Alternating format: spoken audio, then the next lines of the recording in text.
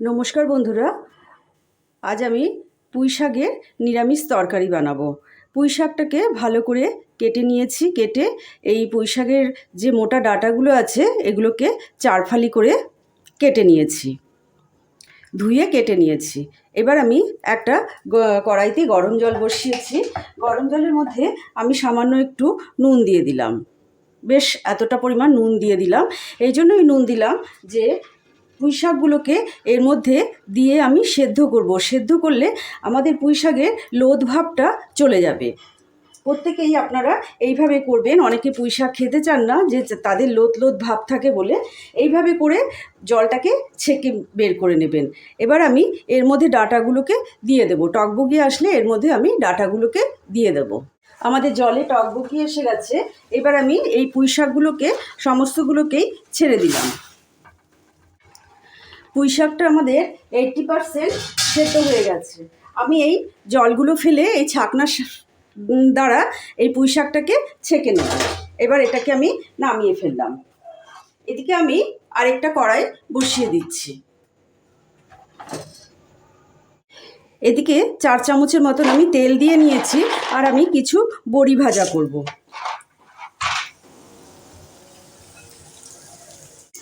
বড়িটা আমাদের ভাজা হয়ে গেছে। এবার বড়িগুলোকে সমস্ত তুলে ফেললাম।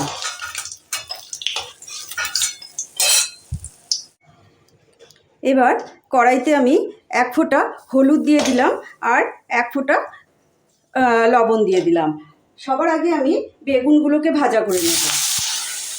বেগুনগুলো ভাজা করে আমি তুলে রাখবো, কেননা বেগুনটা তো গলে যাবে। সেই জন্য বেগুনটাকে আগে হাই ফ্লেম করে আমাকে ভাজা করে নিতে হবে। বেগুনটা আমাদের লাল লাল করে ভাজা হয়ে গেছে। আমি এখন বেগুনটাকে তুলে ফেলছি। সমস্ত বেগুনগুলোকে আমি তুলে ফেললাম। কড়াইতে আমাদের যা তেল ছিল সেই তেলই আমি ব্যবহার করলাম। একবারই যা প্রথম তেল দিয়েছিলাম, আর কোনো তেল দেওয়া হয়নি। একটা শুকনো লঙ্কা দিয়ে দিলাম, একটা তেজপাতা, আর কিছুটা পাঁচফোড়ন দিয়ে দিলাম। এর থেকে যখন খুব সুন্দর একটা গন্ধ বেরোবে তখন আমরা সবজিগুলোকে ছাড়বো। ফ্লেমটা কিন্তু এখন লো করে দিয়েছি। এই মশলা পাঁচফোড়নটা আমাদের ভাজা হয়ে গেছে। এবার আমি এটাতে আলু আর মিষ্টি কুমড়ো দিয়ে দিলাম, আর 3টে কাঁচা লঙ্কা দিয়ে দিলাম। এবার এটাকে ভালো করে নাড়াচাড়া করব। ফ্লেমটা লো টু মিডিয়াম করে তাই এটাকে ভালো করে ঢাকনা চাপা দিয়ে সেদ্ধ হতে দেব। আমি এটাতে ঢাকনা চাপা দিয়ে দিলাম।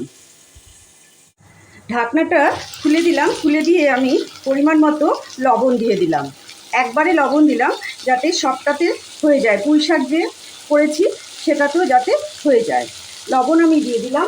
লবণ দিয়ে আবার এটাকে নাড়াচাড়া করে ঢাকনা চাপা দিয়ে দেবো। ঢাকনা চাপা দিয়ে দিয়েই এটাকে সেদ্ধ করব। জল এটার মধ্যে পড়বে না। আবার ঢাকনাটা খুলে আমি একটু পরিমাণে হলুদ দিয়ে দিলাম। হলুদটা দিয়েও ঢাকনা দিয়ে ঢেকে দিই। এদিকে আমি এই চামচটা দিয়ে 2.5 চামচের মতন সর্ষে গুঁড়ো নিয়েছি, আর এটা হলো কাশ্মীরি লঙ্কার গুঁড়ো। এটাতে কোনো ঝাল হবে না। আমি ঝাল হওয়ার জন্য কাঁচা লঙ্কা দিয়েছি 3খানা। আর এর মধ্যে আমি 1 চামচের মতো দই দিয়ে দেব। একদম ভর্তি করে 1 চামচের মতন দই দিয়ে দিলাম। দই দেওয়াতে কি হবে, এক এক সময় সর্ষেটা এক একজনের হাতে তিতা হয়ে যায়, সেই তিতা ভাবটা হবে না। এর মধ্যে সামান্য একটু জল দিয়ে এটা ফেটিয়ে নেব। সামান্য একটু জল দিয়ে, ঠান্ডা দই কিন্তু কখনোই ব্যবহার করবেন না, তাহলে তরকারির টেস্ট কমে যাবে এবং দইটা ছানা ছানা হয়ে যাবে। এটা আমি ভিজিয়ে রেখে দিলাম। এদিকে আমি আবার ঢাকনাটা একটু খুলে দিলাম। খুলে দিয়ে এখানে আমি ছোট্ট একটা টমেটো কেটে রেখেছিলাম, এই টমেটোটা দিয়ে দিলাম। টমেটোটা দিয়ে আমি একটু নাড়াচাড়া করে দিলাম। আমাদের এটা প্রায় 60% ভাজা হয়ে গেছে, সেদ্ধও হয়ে গেছে। এর মধ্যে আমি এখন পুঁই ডাঁটাগুলো দিয়ে দেব। পুঁই ডাঁটাগুলো যে আমি ছেঁকে রেখেছিলাম সেদ্ধ করে, এইগুলো এখন দিয়ে দিলাম। এটাকে এখন যেমন লো ফ্লেমে করছিলাম সেইভাবেই লো ফ্লেমেই হবে।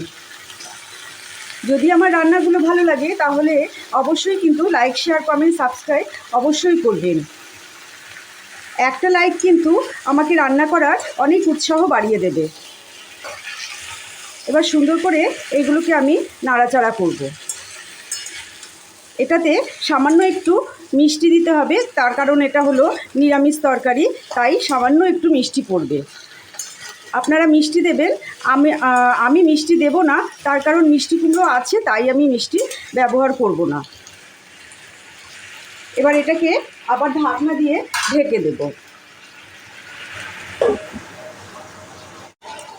এদিকে আমাদের পুঁই শাক থেকে কিন্তু অনেকটাই জল বেরিয়েছে। এই জলেই কিন্তু আমাদের সম্পূর্ণ সেদ্ধ হয়ে যাবে যতটুকু বাকি আছে। এখন আমি বেগুন আর বড়িগুলোকে দিয়ে দেব,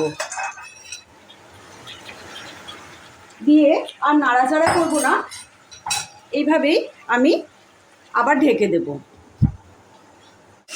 এবার আমাদের সম্পূর্ণ তরকারিটা কিন্তু হয়ে গেছে। এবার লাস্টে আমরা কি করব, এই সর্ষে বাটাটা দিয়ে দিলাম, দিয়ে আমরা গ্যাস বন্ধ করে দেব। সম্পূর্ণটা দিয়ে দিলাম, দিয়ে আমি গ্যাস বন্ধ করে দিলাম। এবার এটাকে সুন্দর করে নেড়ে দেব। আর যদি গ্যাস জ্বালিয়ে এটাকে রান্না করা হয় তাহলে কিন্তু সর্ষেটা একটু তিতে তিতে হয়ে যাবে। হয়ে গেল আমাদের এটা নাড়াচাড়া। তার উপরে আপনারা কিন্তু 1 ফোঁটা সর্ষের তেল দিয়ে দিবেন। আর এই রান্নাটা কিন্তু সর্ষের তেলেই খুব ভালো হয়, সর্ষের তেলেই করবেন। এবার আমি পরিবেশন করে দেব। আমি আশা করছি আজকের এই নিরামিষ সবজিটা আপনাদের খুব ভালো লাগবে। আপনারা অবশ্যই কিন্তু লাইক করবেন, শেয়ার করবেন। আবার কোনো দিন হাজির হয়ে যাব নতুন কোনো রেসিপির সঙ্গে। ততক্ষণের জন্য আপনারা সুস্থ থাকবেন, ভালো থাকবেন।